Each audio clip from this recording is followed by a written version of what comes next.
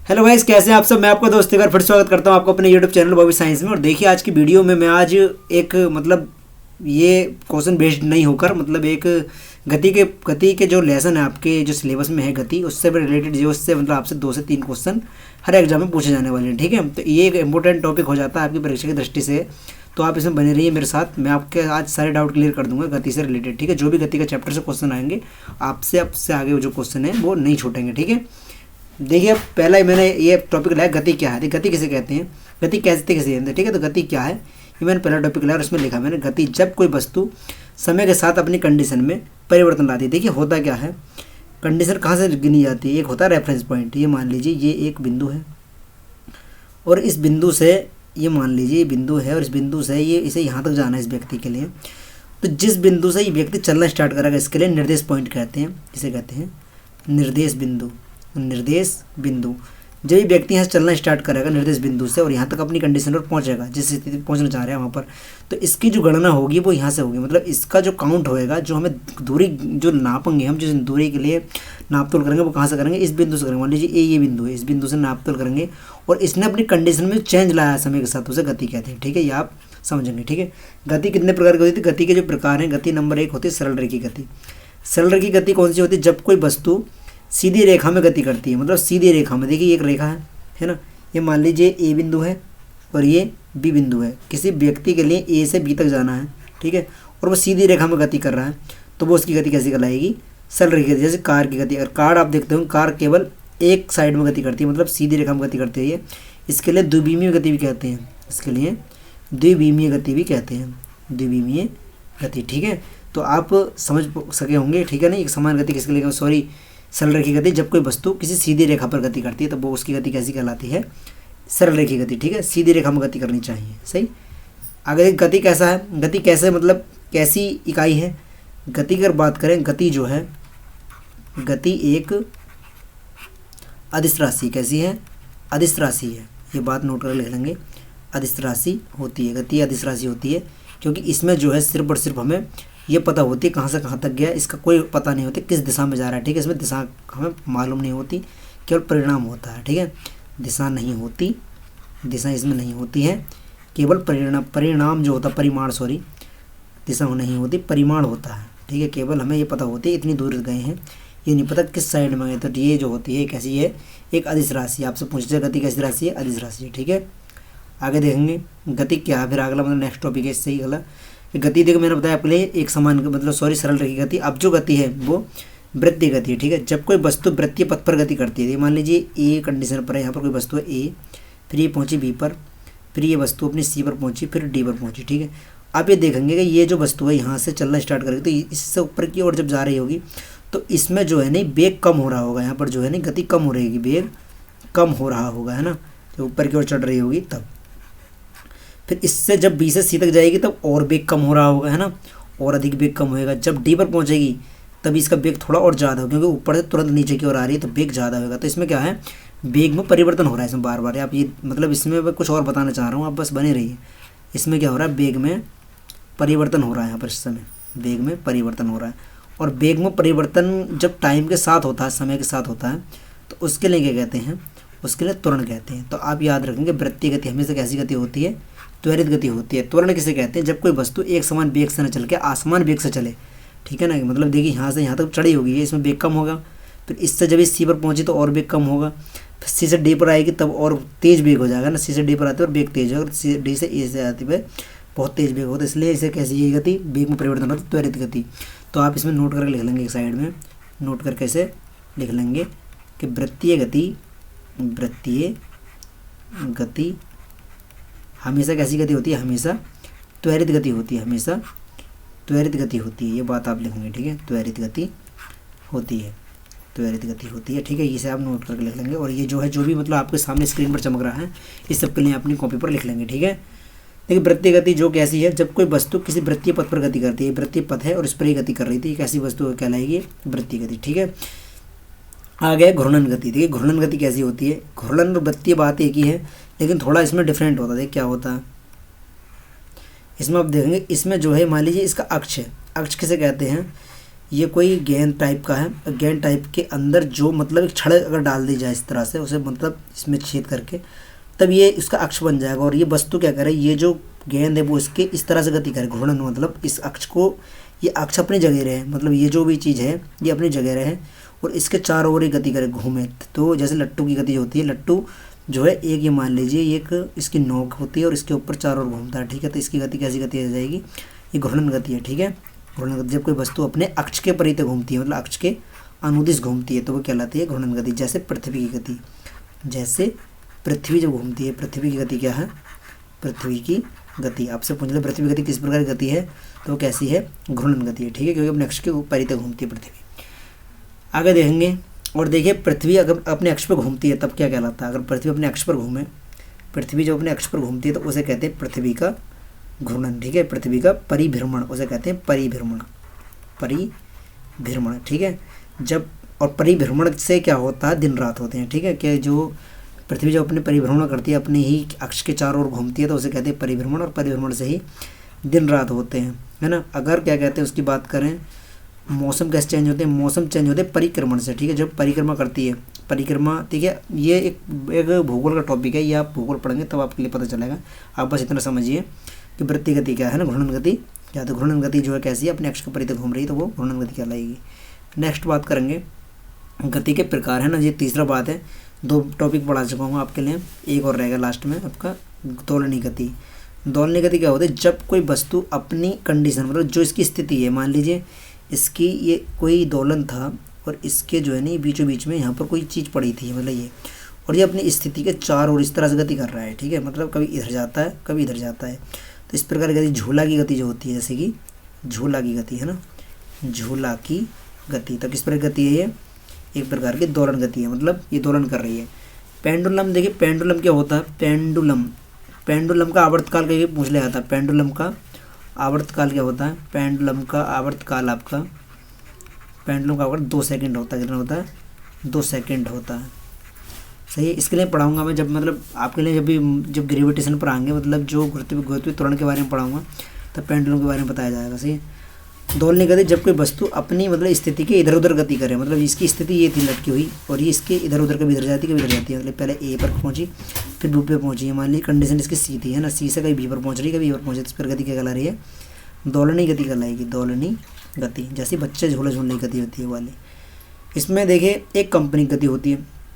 काल्पनिक गति में क्या होता है, जब कोई कण अपनी कंडीशन के इधर उधर गति करता है, इसमें जो है देखिए वस्तु गति कर रही है, और एक में होता है कण, ये मान ली पथ है इसका ये, और इस पथ के ही मतलब इधर उधर कंपन करेगा, इधर उधर गति करेगा, तब वो कहलाता है कंपन कहलाता है, ठीक है। इस बात के लिए समझेंगे, दोनों चीज़ें अलग अलग हैं, काल्पनिक गति और दोलनी गति में अंतर होता है, ठीक है।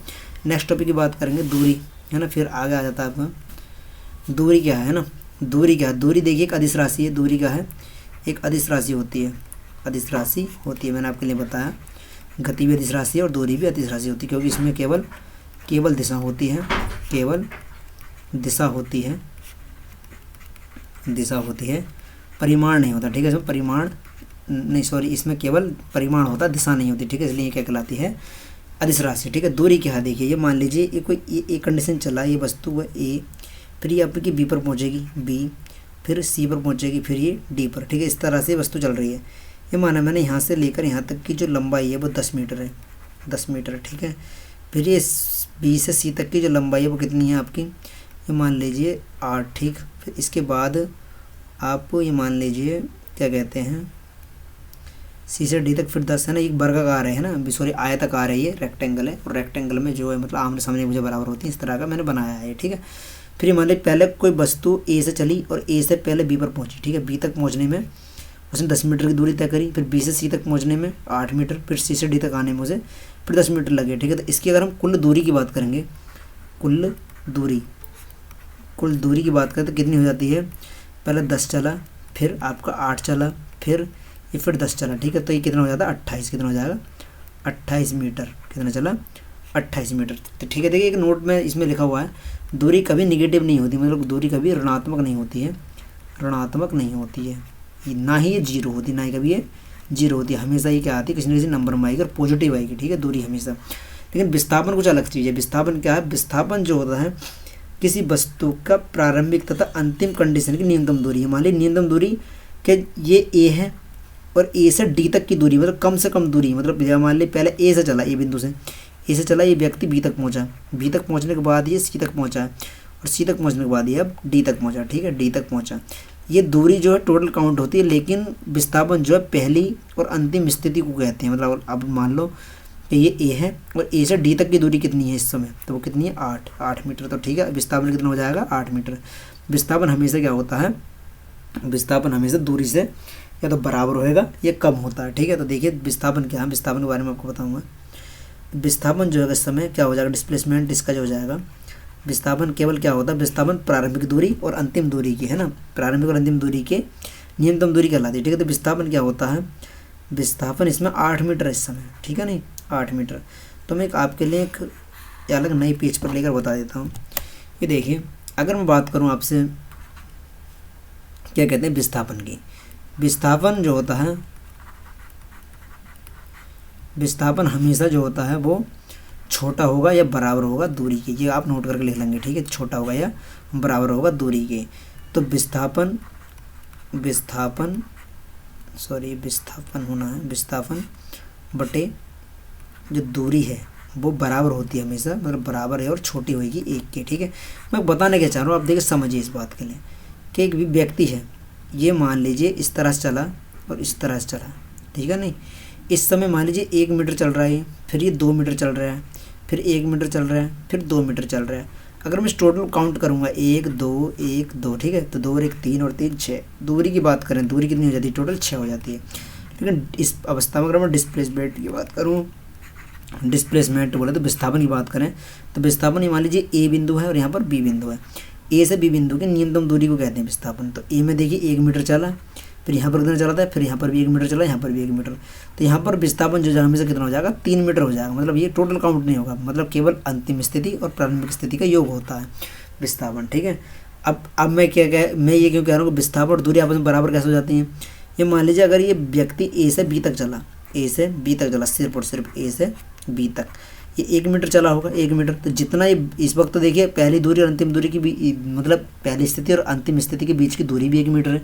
तो यहाँ पर विस्थापन और दूरी आपस में बराबर हो जाती है, विस्थापन और दूरी आपस में बराबर हो जाती है इस कंडीशन में। ठीक है, क्योंकि यहाँ पर 1 है तो ये भी 1 है। लेकिन क्या कहते हैं, हमेशा क्या होता है, दूरी हमेशा बराबर हो सकती है या फिर बड़ी हो सकती है। दूरी हमें या तो बड़ी हो सकती है, बराबर हो सकती है विस्थापन से। ये बात ध्यान रखना आप, सही है।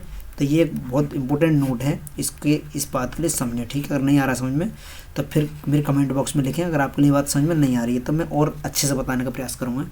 ठीक है, तो ये अब याद रखेंगे। देखो विस्थापन 0 भी हो जाता है, विस्थापन जो आपका 0 भी होता है। विस्थापन जो होता है, विस्थापन धनात्मक भी होता है, धनात्मक है ना, विस्थापन धनात्मक, ऋणात्मक है ना, ऋणात्मक, विस्थापन धनात्मक, ऋणात्मक तथा शून्य, तीनों हो सकता है। ठीक है, तीनों हो सकता है, शून्य हो सकता है।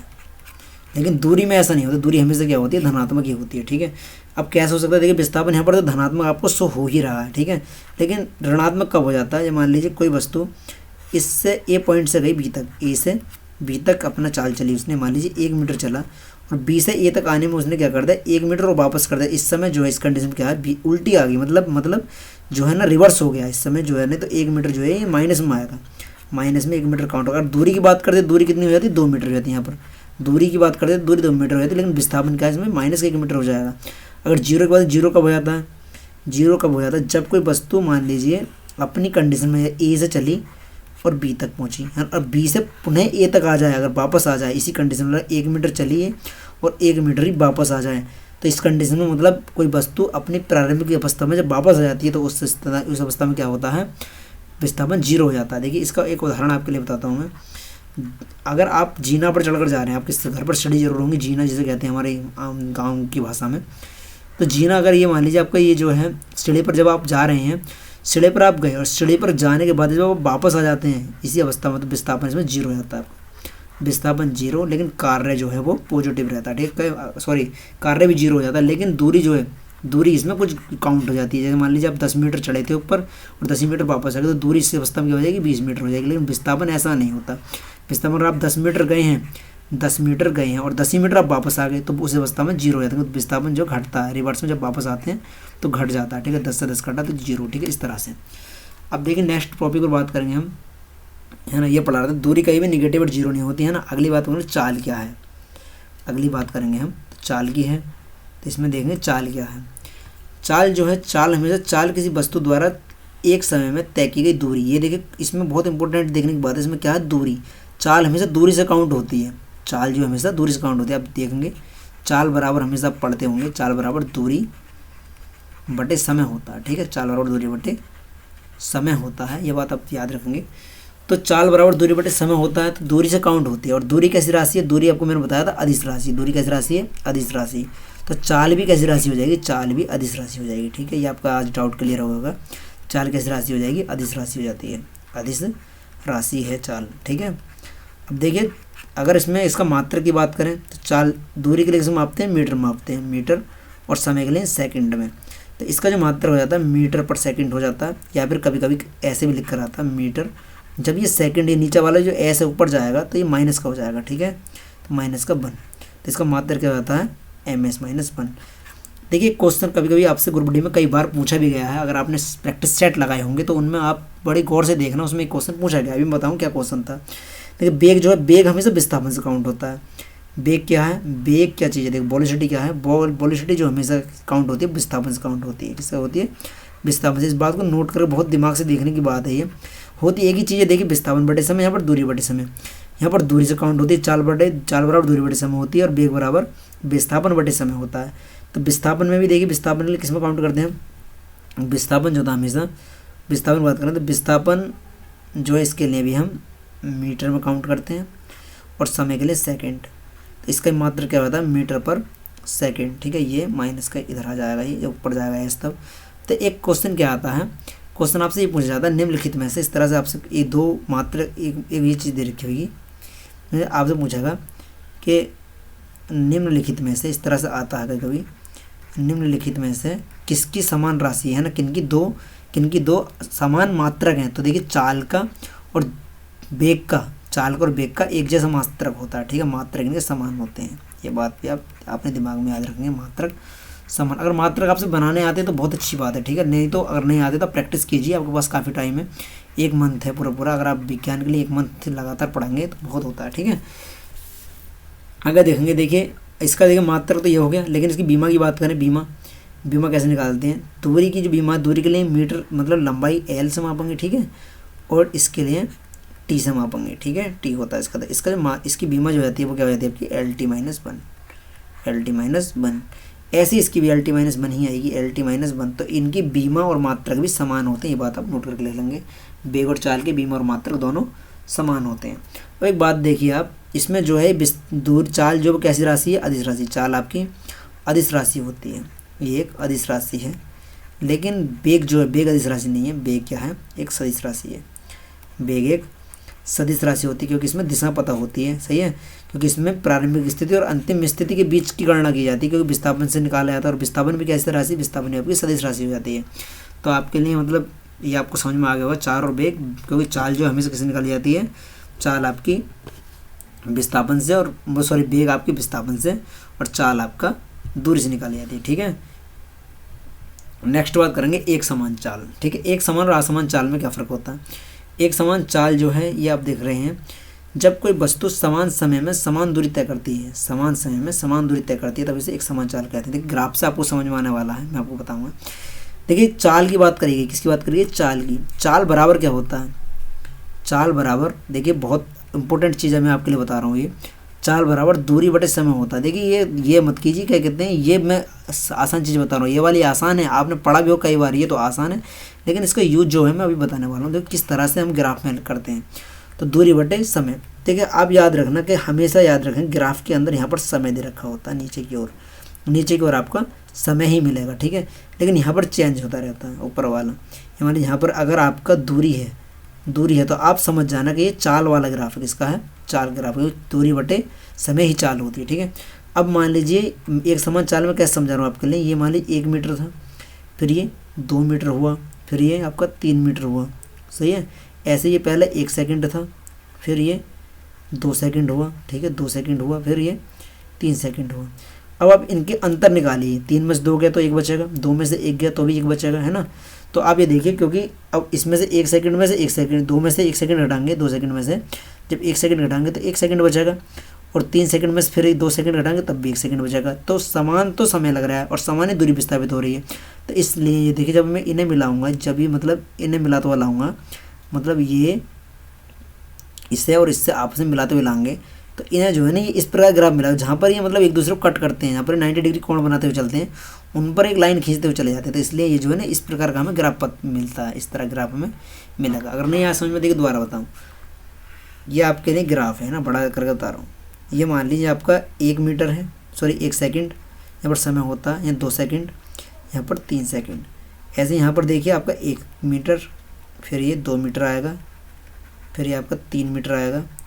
देखिए इनके अंतर निकालिए, दूरी का अंतर निकालिए। 1 मीटर चल गया, कितने समय में चला, 3 में से 2 घटाएंगे तो 1 सेकंड में, 1 सेकंड में 1 मीटर चला। फिर अगले देखिए 2 में से घटाएंगे तब भी 1 मीटर ही आएगा, और 2 में से घटाएंगे तब भी 1 सेकंड, है ना। मतलब हर सेकंड में समान दूरी तय कर रहा है। पहले सेकंड भी उसने 1 मीटर चली थी, दूसरे सेकंड भी 1 मीटर चली थी, इसमें मतलब फिर ये जो मतलब मैंने ये डंडे खींचे इस तरह से, इन्हें आपस में मिलाते हैं, ठीक है, इस तरह से। ये मान लीजिए इन्हें मैंने मिलाया इस तरह से, और जब मैं मतलब ये रेफरेंस पॉइंट होता है, निर्देश बिंदु, यहाँ से मैं एक लाइन काटता हुआ ले जाऊँगा, तभी ये जो 90 डिग्री वाले हैं मतलब टेढ़े खींच रही है थोड़ा सा, ये मतलब एक दूसरे को मिलाते हुए जाते थे। इस समय हमें जो ग्राफ मिलता है वो इस तरह ग्राफ प्राप्त हो जाता है। तो इसलिए इस ग्राफ के लिए क्या कहते हैं, एक समान चाल ग्राफ कहते हैं, ठीक है।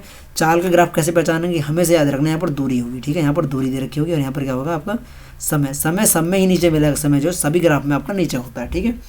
असमान चाल की बात करें, असमान चाल देखिए कैसी है कि जब कोई वस्तु समय समान अंतराल में असमान दूरी तय करती है, मतलब समय तो समान है लेकिन दूरी असमान, डिफरेंट दूरी आपकी तय करेगी। देख कैसे, इसमें देखेंगे आप कि ये मान लीजिए 1 सेकंड हुआ आपका, ये 2 सेकंड हुए होंगे, यहाँ पर 3 सेकंड। ये समान समय तो समान है लेकिन दूरी पहले सेकंड में उसने 1 मीटर चली, दूसरे में उसने मान लीजिए 3 मीटर चल गया, अगले में उसने मान लीजिए 4 मीटर चल गया। तो इस तरह से क्या है, असमान चाल है ना, क्योंकि इनमें जो है समय तो समान है। समय तो देखिए 1 सेकंड का अंतर से लग रहा है, 1 सेकंड है पर 1 सेकंड, लेकिन इनमें एक समान अंतर नहीं है। मान लीजिए 4 से 3 हुआ 1 मीटर चला, फिर 3 से 1 हुआ 2 मीटर चला, मतलब ये अलग अलग है। तो हमें से याद रखना, इसका जो ग्राफ प्राप्त होगा आपके लिए वो कुछ इस तरह से प्राप्त होगा, ठीक है, टेढ़ा, मतलब कुछ इस तरह का, मतलब इस तरह ग्राफ प्राप्त होगा, ठीक है। तो ये आपका असमान चाल हो जाती है। नेक्स्ट बात करेंगे एक समान, कुछ है आगे चल के, एक समान वेग तथा असमान वेग। ऐसे ही होता है, देखिए इसे भी आप ऐसे ही समझिए, ठीक है ना। जब कोई वस्तु समान समय में समान विस्थापित होती है, उसमें दूरी थी, यहाँ पर विस्थापित है, तो वेग समय ग्राफ का जो होता है हमेशा वेग समय ग्राफ, वेग समय ग्राफ, वेग समय ग्राफ में याद रखना आप, यहाँ पर जो आपकी दूरी दे रखी थी वहाँ पर विस्थापन हो जाता है। यहाँ पर क्या होता है, विस्थापन, क्योंकि विस्थापन बटे समय ही आपको क्या होता है, वेग निकल कर आता था, और यहाँ पर हो जाता है आपका समय, ठीक है, यहाँ पर समय। तो आप पढ़ेंगे आपको समझ में आ जाएगा, ठीक है, कोई भारी नहीं है, वो सब पढ़ेंगे तो ये भी आपको समझ में आ जाएगा। इससे मतलब स्क्रीनशॉट लेना आप हाथों अपने मोबाइल में, और देखिए नेक्स्ट देखेंगे आप त्वरण क्या है। त्वरण जो होता है हमेशा वेग परिवर्तन की समय दर को त्वरण कहते हैं। जब वेग में चेंज आता है, वेग परिवर्तन की समय दर क्या कहलाती है, त्वरण कहलाती है। वेग परिवर्तन की समय दर त्वरण कहलाती है, तो ये आप याद रखेंगे, ठीक है। तो ये त्वरण हो जाएगा। त्वरण कैसी राशि है, त्वरण भी आपकी एक सदिश राशि है। त्वरण कैसी है, सदिश राशि होती है, सदिश राशि है ना। वेग की जो राशि निकल कर आई थी, क्या निकल, वेग का जो मात्रक था वो क्या निकल कर आया था, मीटर पर सेकंड, ठीक है। और नीचे देखिए आप, मतलब सेकंड फिर है, जब ये सेकंड ऊपर जाएगा तो क्या बन जाएगा, मीटर पर सेकंड स्क्वायर बन जाएगा। लेकिन जब हम इस स्क्वायर के लिए ऊपर लेकर जाएंगे तो ये बन जाएगा आपका मीटर सेकंड। आपने अगर हल्की सी कैलकुलेशन सीखी होगी तो आपको सीखना ही बहुत आसान हो जाता है। तो याद रखना, इसका मीटर पर सेकंड इनवर्स में मतलब स्क्वायर होता है, या ये वाला भी आपका ठीक होगा। तो तुरंत हमेशा क्या होता है, इस तरह से निकाल लेते हैं। देखिए ए से रिप्रेजेंट करते हैं, इसके लिए मैंने लिखा भी गई, इसे ए से रिप्रेजेंट करते हैं। तो ए बराबर जो हो जाएगा वेग परिवर्तन, वेग डेल्टा भी होता है, वेग परिवर्तन है ना, और इसका हो जाएगा डेल्टा टी, ठीक है ना। वेग में आप क्या करेंगे, देखिए वेग परिवर्तन में पहले प्रारंभिक वेग रहा होगा, फिर उसके बाद आपका अंतिम वेग आ होगा, प्रारंभिक वेग माइनस अंतिम वेग बटे में टी, है ना। आप देखिए यहाँ से आपका गति का प्रथम नियम प्राप्त हो जाता है, ए टी बराबर बी माइनस यू, है ना, और बी बराबर यू प्लस ए टी। इस तरह से करके आपका ये गति का प्रथम नियम भी आ जाता है। गति का प्रथम नियम क्या दर्शाता है, ये वेग है और ये समय है। तो पहला नियम क्या दर्शाता है, वेग समय संबंध, सही है। तो नेक्स्ट क्वेश्चन की बात करेंगे। आप देखिए नेक्स्ट क्या है, नेक्स्ट टॉपिक में आपका औसत चाल और औसत वेग। औसत चाल चली गई कुल दूरी बटे चले गए कुल समय का अनुपात होता है। मतलब चाल जो होती है, औसत चाल हमेशा एवरेज स्पीड जो होती है वो कैसे निकालते हैं औसत चाल की, को इंग्लिश में एवरेज स्पीड कहते हैं। मतलब ये होती है कुल दूरी बटे कुल समय। ठीक है, कुल समय। ये देखिए मैं एग्जाम्पल लेकर आऊँगा आपके लिए, मतलब जब न्यूमेरिकल कराऊंगा तब आपको ये सब बताता हुआ चलूँगा। ठीक है, क्या क्या है इसके अंदर। तो इस तरह से आपका इस सूत्र के लिख लेंगे। औसत स्पीड क्या होता है, कुल दूरी बटे कुल समय। और औसत वेग क्या होता है, औसत प्रारंभिक वेग प्लस अंतिम वेग बटे 2। मान पहले कोई वस्तु 10 मीटर पर सेकंड की स्क्वायर की रफ्तार से चल रही थी, फिर क्या हुआ उसे वेग में स्क्वायर नहीं आता, फिर वो फिर 10 मीटर प्रति सेकंड की स्पीड से चल रही थी। तो इसमें जो है, इसमें जो औसत वेग होगा क्या हो जाएगा, 10 प्लस का 10, 2 बार जुड़ जाएगा ये, बटे में 2। 10 से 10 कितना होगा 20, 20 बटे 2, और 2 से हम काटेंगे तो ये 10 बढ़ जाएगा। इस समय औसत वेग क्या है, मीटर पर सेकंड, 10 मीटर पर सेकंड। ठीक है ना। प्रारंभिक वेग भी 10 था, मतलब प्रारंभिक के लिए यू से, और फिर मतलब यू और बी। ठीक है, इस तरह से मैंने रिप्रेजेंट कर दिया है। तो आई होप मैंने आपके लिए अच्छी तरह से पढ़ाया होगा कि जो मैंने आपको अब तक जो बताया है ये, इसमें किसी प्रकार का आपको लिए डाउट है तो आप ज़रूर मतलब हमारे कमेंट बॉक्स में शेयर करें। ठीक है ना, और वीडियो ज़्यादा से ज़्यादा शेयर करें और लाइक करें। ठीक है, मिलते हैं नेक्स्ट वीडियो में कल। और कल की जो वीडियो होगी वो आपकी 25 क्वेश्चनों पर डिपेंड फिर होगी। ठीक है, तब के लिए बाय बाय।